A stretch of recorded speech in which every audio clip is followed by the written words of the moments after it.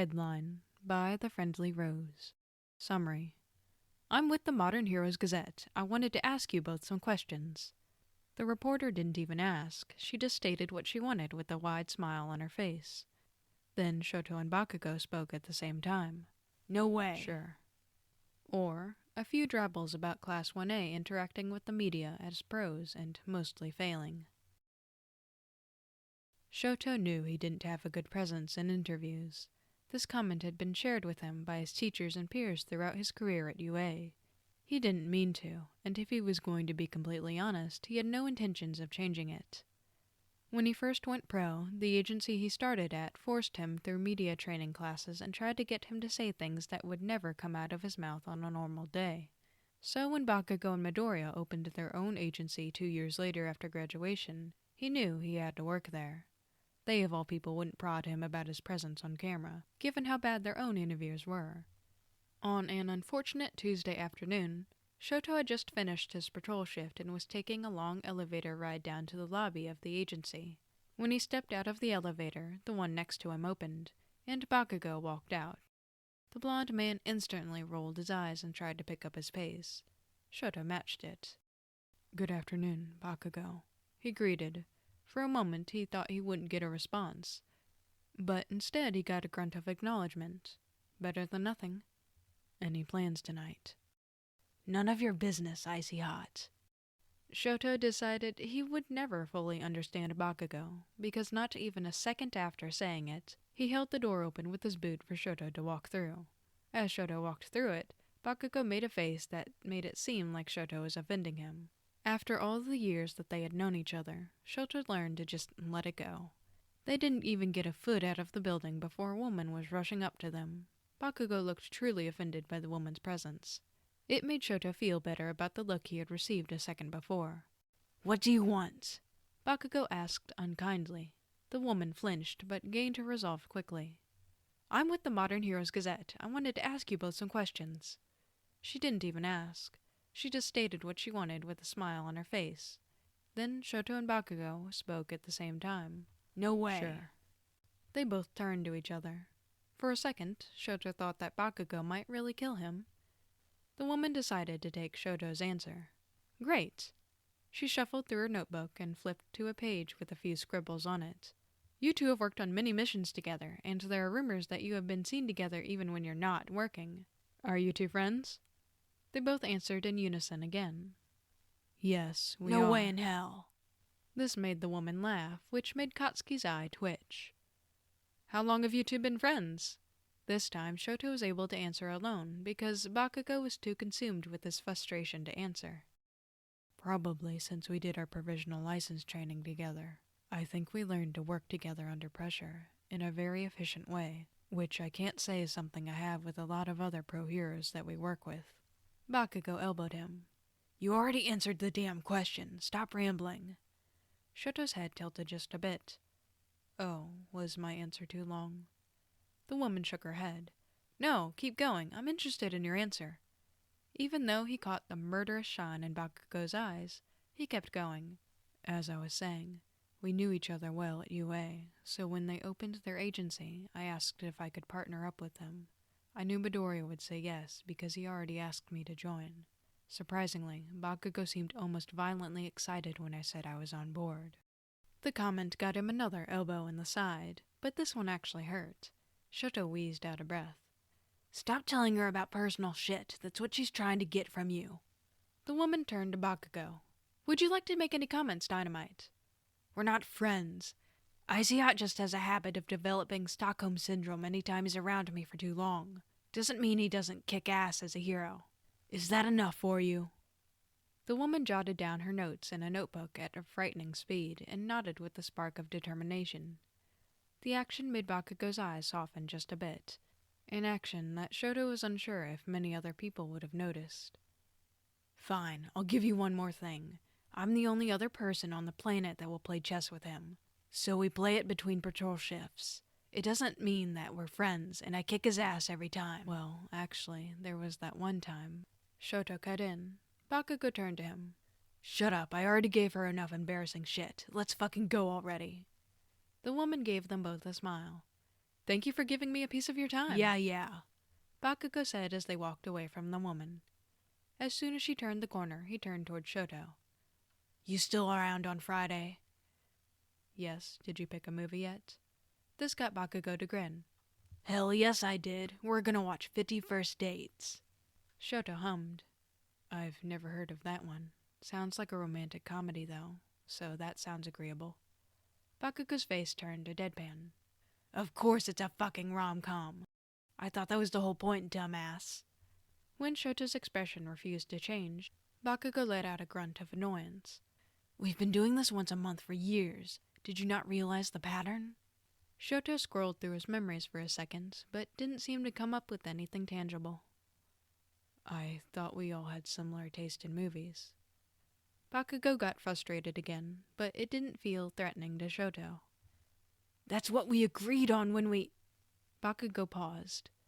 You know what? At least you figured it out at some point. I thought Deku would have told you at least. You know, now that I say that out loud, it sounds dumb. You better be there or I'll kill you. Shouto nodded. I will. Bakugo made a move to split off from Shouto, but he turned back for a second. Make sure Deku doesn't pick anything stupid for next month. I'll try. Shinso was an underground hero for a reason. He didn't find it at all interesting to talk to other people, and he sure as hell wasn't spending any time trying to win a popularity vote with the media. It made him very happy to put his hero costume on at an hour that would seem grossly inappropriate for literally any other job, and run around Tokyo to take down whatever poor soul came across his path. However, that didn't mean he was immune to missions during the searing light of day. Earlier that month, he'd gotten a message from a number he'd never seen on his phone before. Hey, this is Ochako from Class A. My agency's working on an undercover case, and I was wondering if you would be able to help us out. Your quirk would be perfect for this scenario. Let me know if you're interested. He added the number to his contacts and made a grave mistake. He said yes. That's how he found himself standing in front of the house they had just raided, effectively finishing their investigation with a large, heavy-branded microphone in his face. Suddenly, he wished he was dead. The man behind the microphone was looking at him like he was the fucking King of England. Considering the fact that this would be his first interview since he first went pro, this interviewer saw him as the opportunity of a lifetime. Shinso hated it.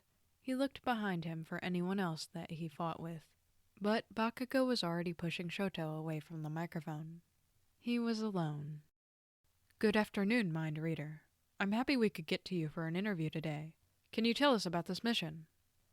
The guy asked the question with a glint in his eyes that Shinso couldn't place.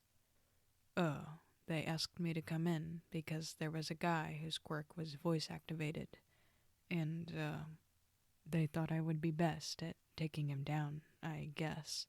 The cameraman next to him seemed to stare into Shinso's soul. What is your typical day like as an underground hero? The man pushed the microphone closer to Shinso's face. He wanted to run away. This was worse than being cornered by a villain. Nothing like this, he said in a sort of bitter tone before he could filter himself. As soon as he realized what he said, he tried to make it better. Well, I mean that I don't usually deal with. The interviewer's eyes widened as Shinso continued to ramble on. He went to ask another question, but was cut off by someone pushing their way into the frame. Hey! A bubblegum voice sounded next to Shinso. He looked to his right and saw Ochako standing there with an easy smile on her face. Sorry I wasn't here sooner. The interviewer now seemed conflicted between the two heroes. Eventually, he placed a microphone in front of Ochako's face. This mission was very important to our investigation of these underground organizations that are influencing the weapon trade in this district.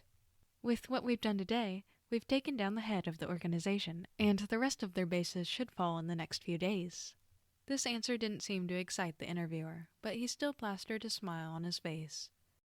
Thank you, Aravity. What has it been like working with Mind Eraser? Ochako wore a big smile and turned to Shinso. It's been great.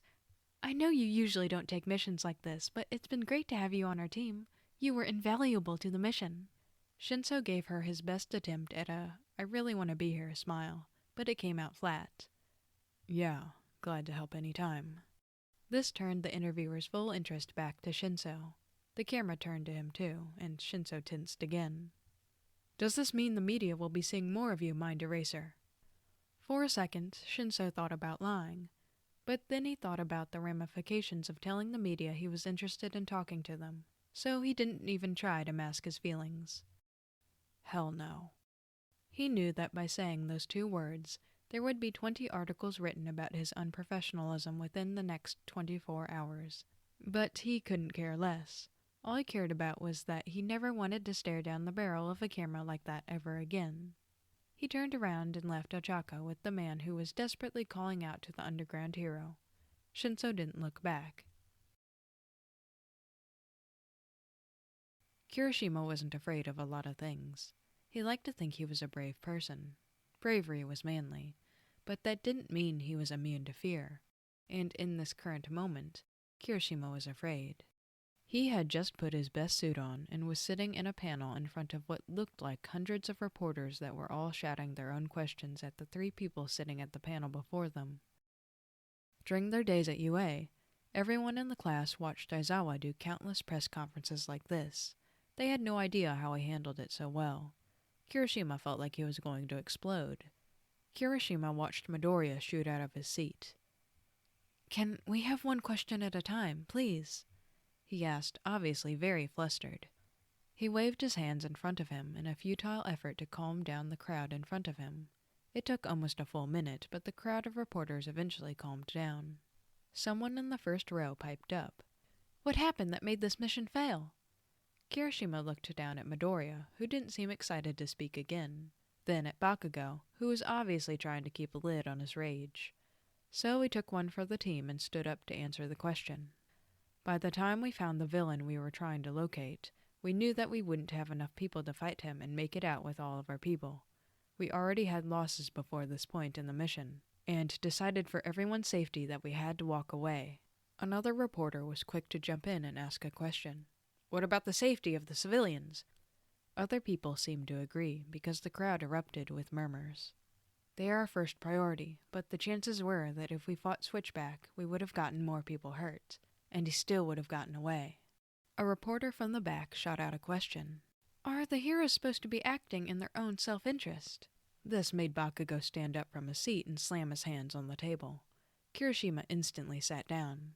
It wasn't often that he or Deku really saw Bakugo's rage. He was mostly at a constant level of irritation, but at this moment his anger was radiating off of him like a wildfire in dry grass. "Every day we go out and we go face to face with villains all of you could only imagine in your nightmares. We do it for you." Kirishima couldn't take his eyes off Bakugo. He was burning so bright that it was almost hard to look at, but he couldn't look away. "We go to school and we train for years so that you can feel safe in your own city. But we aren't allowed to be safe. Are we supposed to throw ourselves in front of every single fucking bullet even if there's no one in its path?" Midoriya stood up and put a hand on Bakugo's shoulder.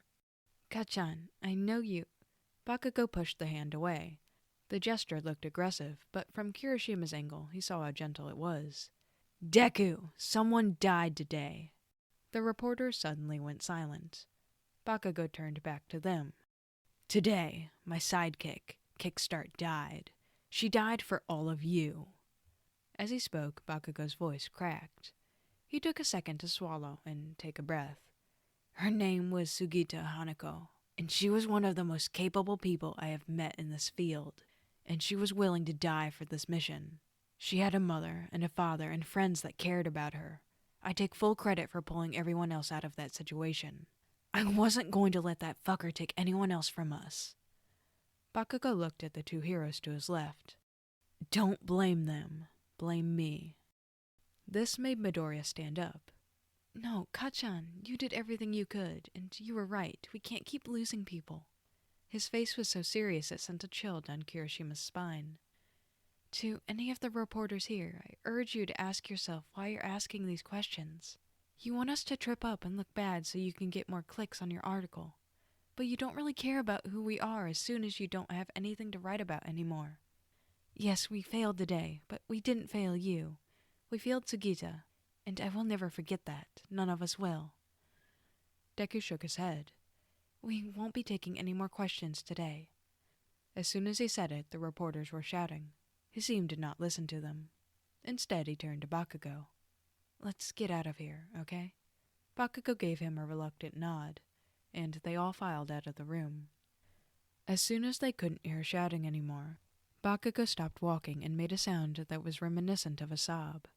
Kirishima was in front of him in an instant. This was something he wasn't afraid of anymore. He was back at UA when he first realized how deeply Bakugo felt things. He spent so much time making sure that no one knew how he was feeling that when he let it out, it was like a tsunami. Kirishima let it crash onto him. I'm sorry. Kaminari may be considered an idiot, but he knew how to read a room. He noticed things that other people didn't always see. That may be because he can't keep his eyes on one thing for more than 10 seconds, but he would like to think that habit has its perks. This habit kicked in when he was in interviews with other people. He could read the reporter like a book.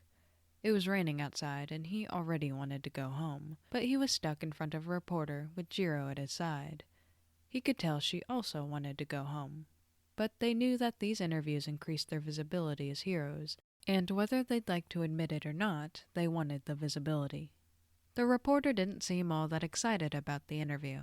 But then again, he was also getting rained on, so Kaminari couldn't really blame him for that. So, Chargebolt, what happened in there today?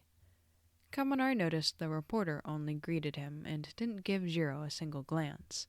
He tried to wave it away, as the reporter wanted the interview to be over as much as they did. It wasn't like their mission was incredibly difficult today. If Kaminari was honest, he did have a very easy job to do. Jiro had the hard part. Oh, well, to be honest, I did a lot of the support work today. It was really earphone.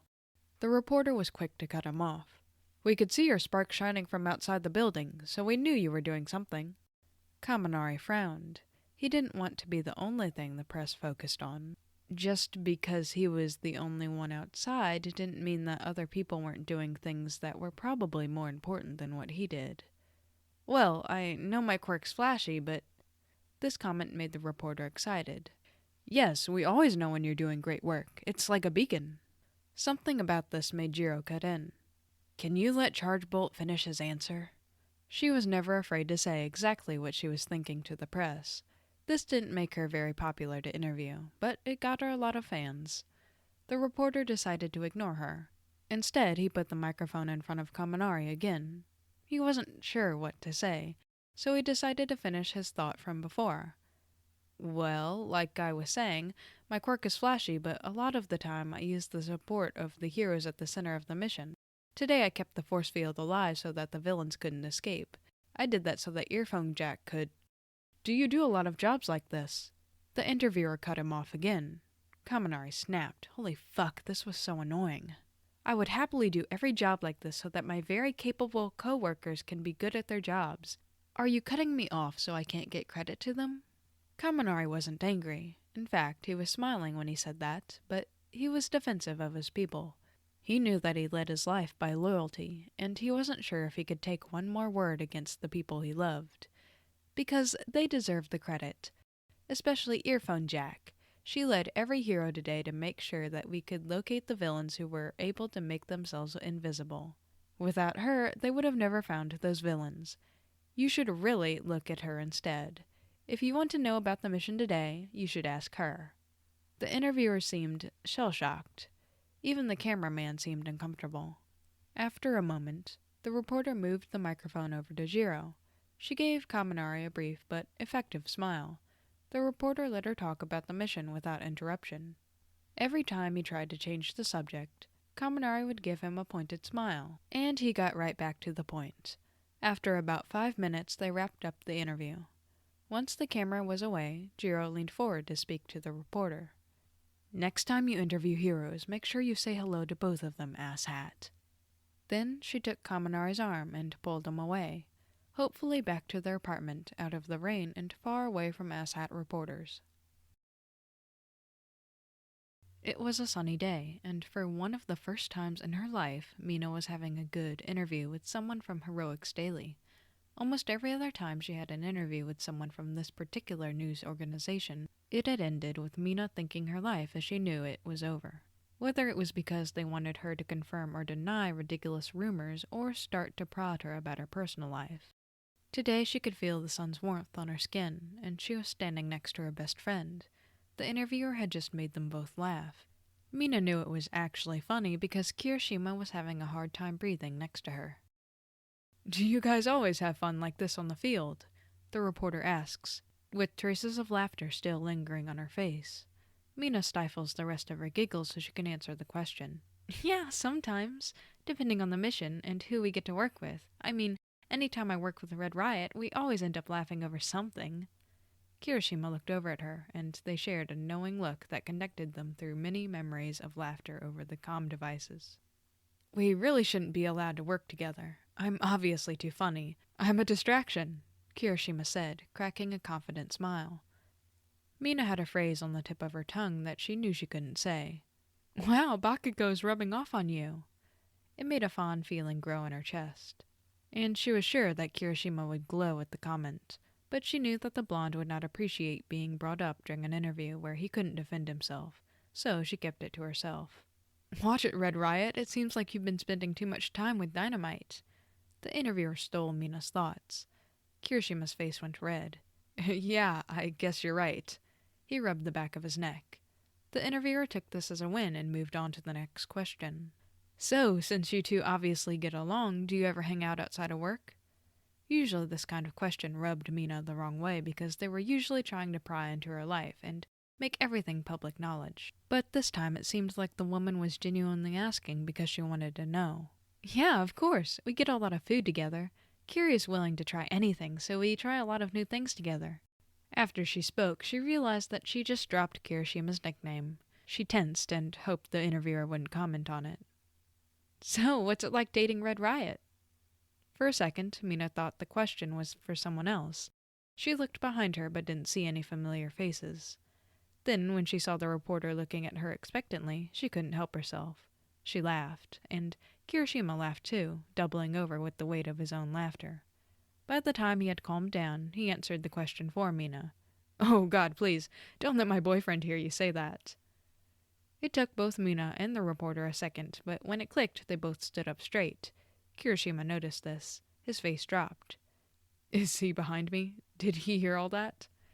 Kirishima turned around and seemed relieved for a second. But then he seemed focused. "Hey, babe, come over here." Nothing could have prepared the reporter for the person that emerged from the crowd. Bakugo fucking Katsuki was pushing himself out of the crowd and making his way toward the redhead. "What?" he asked, so loud that he peeked the mic that the reporter was holding.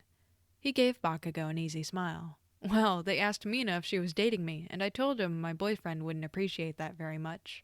Bakugo gave his own fucked up version of a smile back to Kirishima. "Of fucking course I wouldn't." He turned toward the camera. "Just so all of you dipshits know, he's mine, all right? Now you can stop spending your free time guessing if he's dating some other extra." Mina gave Bakugo a half-hearted frown. "I'm not an extra, and you know it." Bakugo scoffed. "You know I wasn't talking about you, Raccoon Eyes." The reporter tried to place the microphone in front of all of them in the hopes of catching their rapidly changing conversation. As soon as there was a pause in the conversation, the interviewer cut in. "Oh, I'm sorry about the confusion. I guess I just got a bad tip from a coworker. I'll rephrase my question, I guess." She turned to look at Bakugo. "Tell us what it's like dating Red Riot." Bakugo gave his boyfriend a confident grin before he took the microphone from the interviewer's hand and gave the camera a death stare. "Fucking incredible. And if anyone tries to get between me and my fucking incredible boyfriend, they will be given a reason to be afraid of us." He handed the microphone back to the interviewer, and she gave them both a nod before signaling her coworker to turn off the camera. As soon as it was off, Kirishima was stepping forward to talk to her. "Thank you." Her eyebrows furrowed. "Why?" Kirishima shrugged. "You treated us like real people. Most people just ask us questions to catch us in a headline that will get them more money or exposure. We know that a story like this can promote you, so we wanted to make sure it went to the right person. We said we'd only tell people if someone genuinely asked. You made Mina laugh, so you're in my good graces, I guess." Bakugo leaned over to elbow him.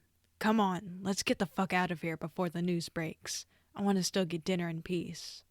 Kirishima nodded and gave the interviewer one last smile before he turned his full attention to his boyfriend. When Dynamite and Deku both ended up landing in the top 5, their agency was overjoyed. It happened on the same day after they worked on a huge mission together. Neither of the heroes really cared about the fact that they were in the top 5. They cared more that Izuku was 3rd and Katsuki was 4th. Deku didn't let it go and called Katsuki number 4 the whole way. Their coworkers were prepared for the inevitable explosion that would level their office space. They'd never seen Deku act so brazen about his skill until this moment. The real surprise was that Katsuki didn't really care. The most he said was a vague comment about waiting until the next set of rankings came out because he would stomp on Deku until he was out of the top 5. While this new development brought on a lot of success for their agency, it also brought on a lot more trouble than they thought. About a week after the rankings went public, Katsuki was trying to shop in a grocery store and was stopped by 10 people before he could even check out. That's when he decided that he couldn't go outside anymore. At least he couldn't without an effort to disguise himself. So when he stepped into the grocery store again a week later, he was wearing an old All Might baseball cap and a pair of sunglasses. To his surprise, it was very effective. Wearing sunglasses indoors makes people think you're crazy, and they usually avoid you. But he only got to the produce section before he was interrupted by someone. Whoever it was tapped his shoulder and started talking to him. "Hey, sorry sir, I just wanted to say that I really like your hat. That's the 5th anniversary hat, right? It was only produced about 100 times. You must be pretty lucky." So it was an All Might fan that was talking his ear off. He turned to give them a look and was immediately betrayed. It was a man standing there with a microphone and a cameraman. Katsuki took a glance at their microphone and saw that it was labeled with Mighty News all over it. Out of every single media outlet, they were his least favorite. This used to be because they would ask backhanded, condescending questions that made him want to explode their microphone. They always had the same agenda about how heroes weren't as strong these days, which usually made Katsuki seethe. But at this moment, it was because they had followed him through the fucking produce aisle while he was obviously trying to stay out of sight. "Ah, shit," Katsuki groaned and took off his glasses. "The fuck do you want?" The man gave him a fake smile. "Just asking about your hat. Did you get it from the man himself?" Katsuki scowled and turned back to the produce he was looking at before. "No." He looked back at the man, who gave him a look that screamed, "Elaborate." So Katsuki turned back to the produce and sighed. He took a head of broccoli and put it in his basket before he gave another answer.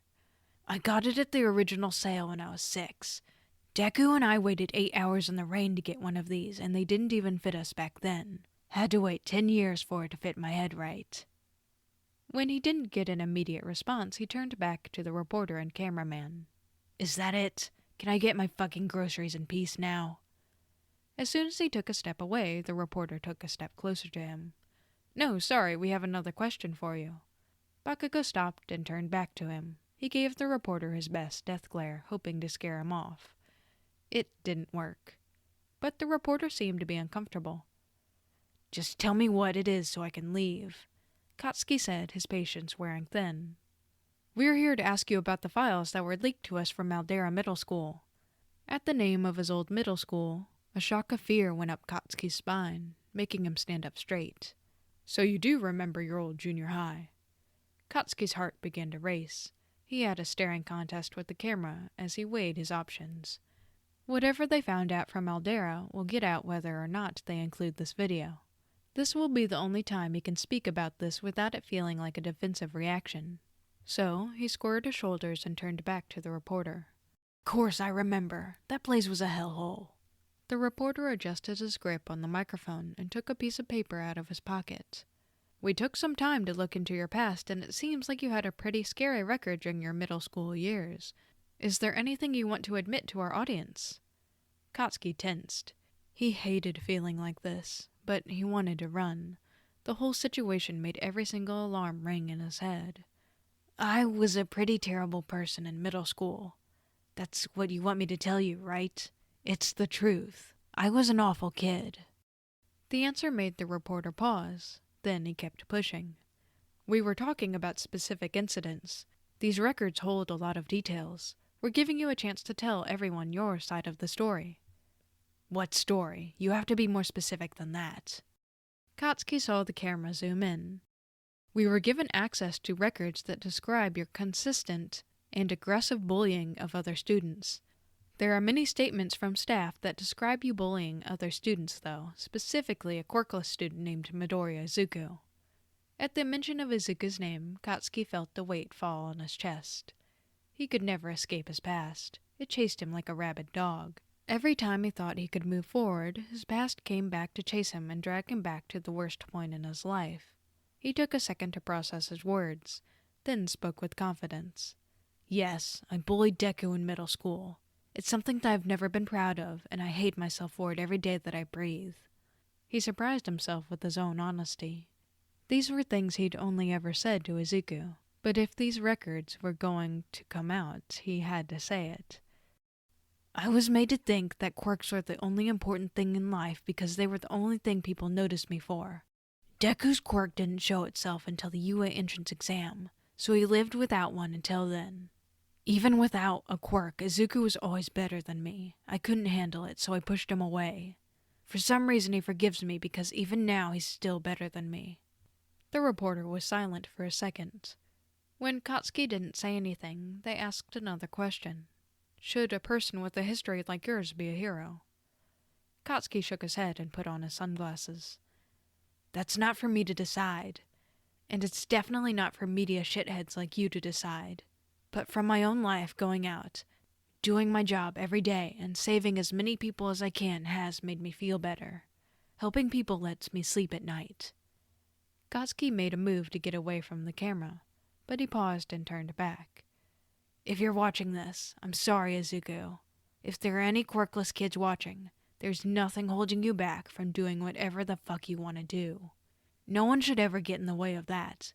Now I'm going to finish my goddamn shopping and get home before my boyfriend thinks I'm dead.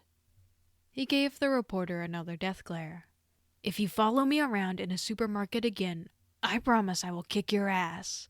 You think I'd at least get some peace in the produce aisle. Then he turned around and left the camera's sight. As soon as he was sure the reporter was gone, he called to Deku. He picked up after the first ring, like he always did. Hey, Kachan. Katsuki didn't waste any time. Some shitheads from Mighty News know about what happened in middle school. They decided to interview me about it in the fucking grocery store. What? Deku screamed loud enough that wherever those reporters went, Katsuki was sure they heard it. Before Katsuki could talk Izuku out of it, his pro-hero partner was calling a press conference and talking to a sea of reporters. Katsuki tuned in from his phone. Deku stood in the middle of a sea of reporters, and he'd never felt more sure in his life. Excuse me, he called out, and the room went quiet. I called this press conference last minute because I've just been made aware of a serious situation. As he talked, he noticed how every reporter in the room was hooked on every word he was saying. It was a power he didn't realize he had until very recently. And today, he was going to take advantage of it. Today, my pro-hero partner Dynamite was cornered at the grocery store and was asked a lot of questions about our lives before we became heroes. First of all, I would like to say that this is wildly inappropriate. Just because we broadcast ourselves on television doesn't mean we want the media around us everywhere we go. If you have something pressing to interview us about, you can just ask one of us instead of tracking us down. We feel unsafe enough as it stands. Second, this reporter claimed that Dynamite's file was leaked to him by an administrator from our old middle school, Aldera Junior High. We have no idea how this happened, but this type of sensitive information should have never gotten into his hands. As he spoke, Izuku realized how angry he was. He was pushing it down, because he knew he would lose their attention if he exploded. And he wanted the people to listen. These reports had details about Dynamite's behavior in and out of class, and contained reports of the fact that he used to bully people during his time there. Deku continued. Reporters began to whisper amongst themselves and pulled out their notebooks. They specifically stated the fact that he used to bully me. He would bully me for being quirkless. The press started to talk louder, but Deku spoke over them. The reason I'm telling you is because I don't want this news network to have power over me and Kachan. I want to share our story without a twisting of events. My quirk didn't manifest until I was 15. Until that point, I was seen as quirkless. Dynamite and other people at my school would bully me for this to the point where I thought about giving up. I knew why Kachan did it. It hurt more when I knew people were just doing it to hurt me. But Kachan did it because he was hurting and didn't understand why. We put so much effort in our quirks, but that's not what makes us who we are. Yes, what Dynamite did to me was wrong, but he was 14 and raised in a society that told him that a person's worth comes from something they can't even control. This is a fault in the way we socialize children and how we are divided at a young age. You don't need a flashy quirk to be a hero. You don't need one at all, actually. That was the comment that broke the press's self-control. They started shouting questions at him, but he ignored them all. He just kept speaking into the mic. Kachan was the one that actually taught me that. Even without his quirk, he would still be a hero. It's in his heart. It's in my heart, too. It's why I've never left his side. He has apologized to me, and I accept it because I see the hero he is, and he inspires me every day. No one stays the same forever. We all change, and we all have the capacity to be better. It's the beautiful part about being human, redeeming yourself. I won't be taking any specific questions about this issue because it should have never been an issue in the first place. Thank you all. Have a nice day. Deku stepped off the podium, followed by the screams of desperate reporters.